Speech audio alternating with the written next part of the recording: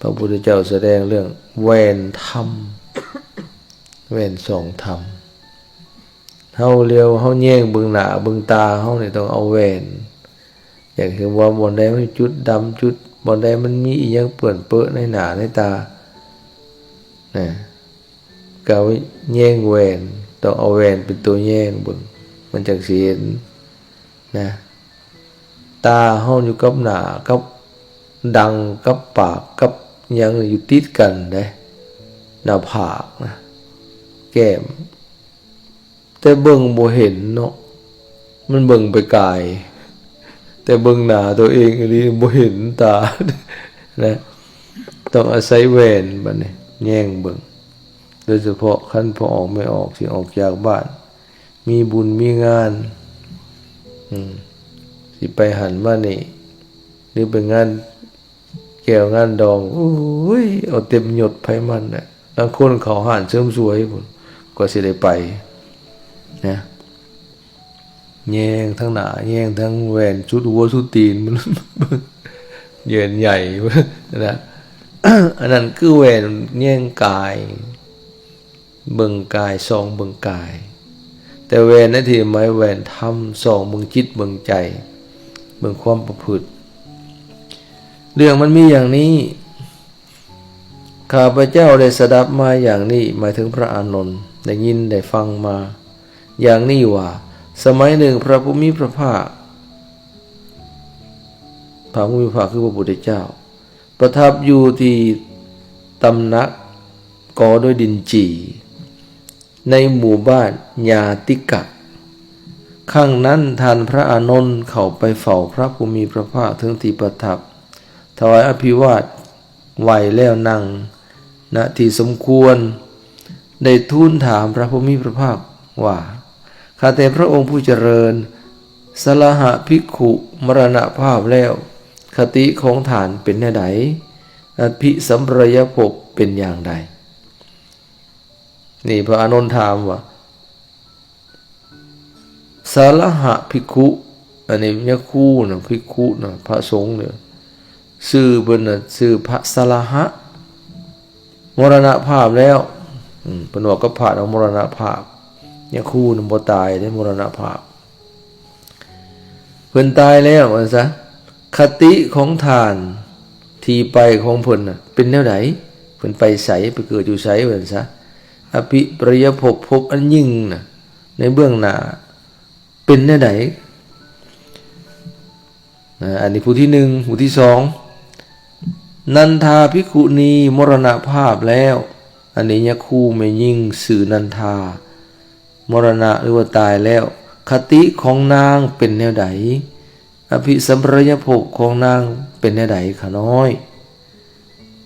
ผู้ที่3สุทธตะอุปสกพอออกในชื่อสุทธตะถึงแก่กรรมแล้ว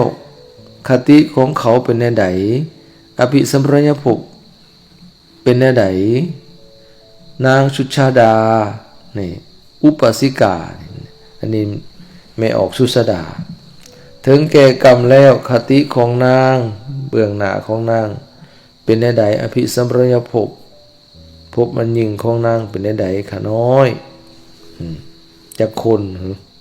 4-5 คนเนาะเพิ่นถามตอนนี้พระผู้มีพระภาคตรัสตอบว่าอานนท์สรหะภิกขุมรณภาพแล้วทำให้แจ้งซึ่งเจโตวิมุตติปัญญาวิมุตติเจโตวิมุตติปัญญาวิมุตติอันบ่มีอาสวะเพราะอาสวะสิ้นไปด้วยปัญญาอันยิ่งเองแล้วเขาถึงอยู่ในปัจจุบันหมายความว่าสรหะภิกขุนี่ได้บรรลุอรหันตผลแล้วนะได้บรรลุเอิ้นว่าถ้าไม่แจ้งเจโตวิมุตติปัญญาวิมุตติ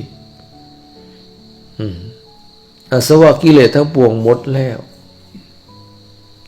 จึงบ่ได้เกิดได้ตายอีกรวมเข้าสู่นิพพานเนาะปรินิพพานแล้ว บัดนี้ผู้ที่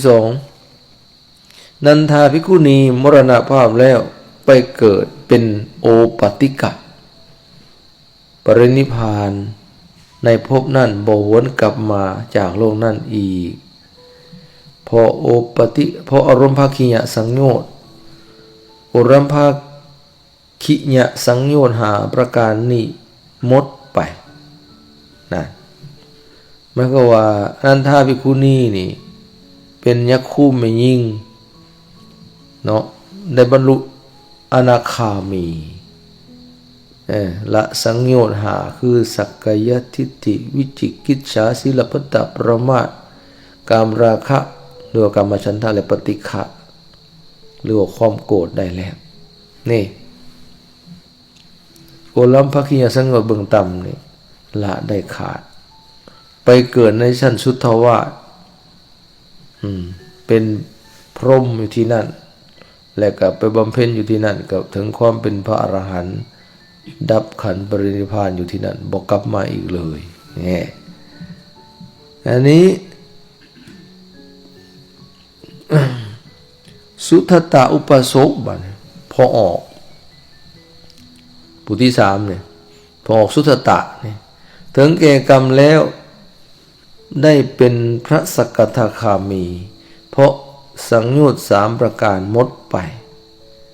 และบรรเทาราคะโทสะโมหะให้เบาบางได้มาสู่โลกนี้อีกเพียงครั้งเดียวก็จะทำที่สุดแห่งทุกข์ได้หมายก็ว่าพอออกสุทัตตะนี่เราได้บรรลุสกทาคามีก่อนตายและก็คือละสังโยชน์สามขาดทำราคะโมหะให้เบาบางลงสังโยชน์สามในยังในสักกายทิฏฐิวิจิกิจฉาศีลพัตตปรามาสและทำราคะโทสะโมหะให้เบาบางกว่าความเป็นโสดาบันผู้นี้กลับมาอีกเธอเดียวถามว่าเกิดเป็นมนุษย์ก็จะได้บรรลุเป็นพระอรหันต์เนาะ ก็จะถึงที่สุดถูกได้บัดนี้นางชุชาดาอุปสิกาไม่ออกสุสดานี่ถึงแก่กรรมแล้วได้เป็นโสดาบันเพราะละสังโยชน์สามประการหมดไปบ่มีทางตกต่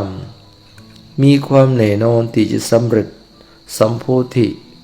ในวันข้างหน้านางสุชาดานี้ได้บรรลุโสดาบันเนาะละสังโยชน์สามได้คือสักกายทิฏฐิวิจิกิจฉาศีลพัตตปรามาส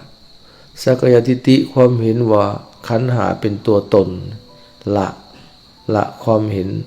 ว่าขันธ์หาเป็นตัวตนนี้ได้วิจิกิจฉาความลังเลสงสั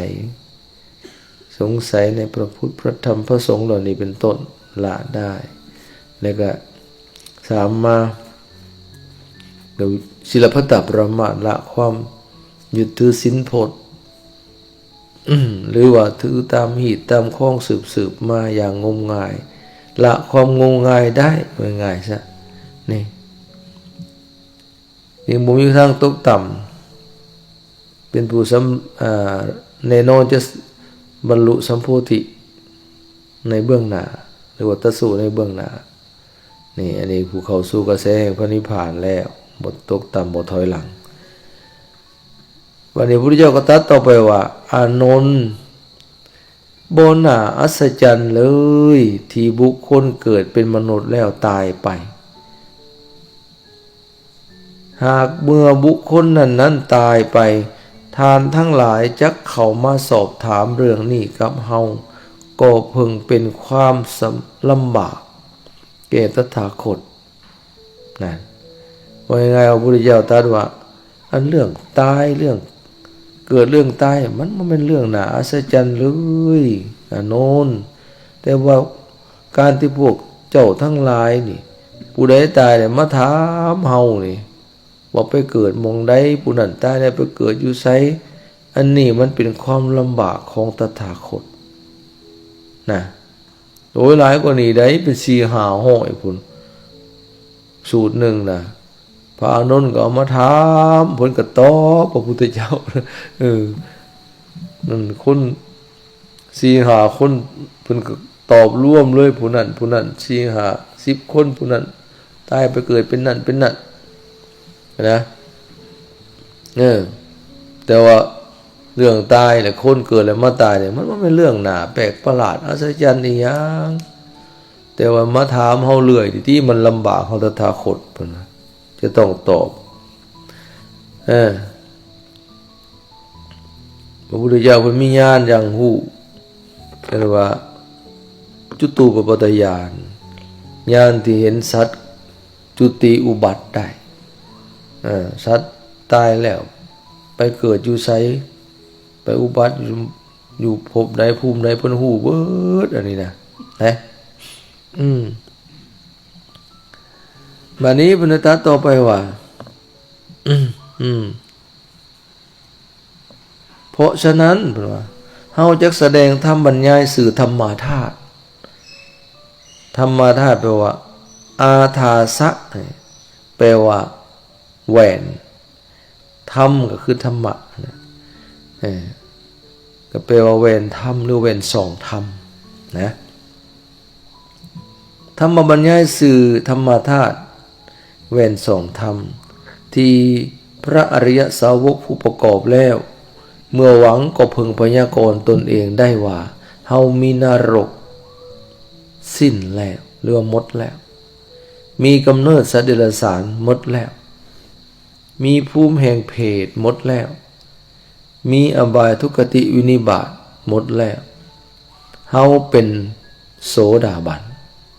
บ่มีทางตกต่ำมีความแน่นอนที่จะสำเร็จสัมโพธิ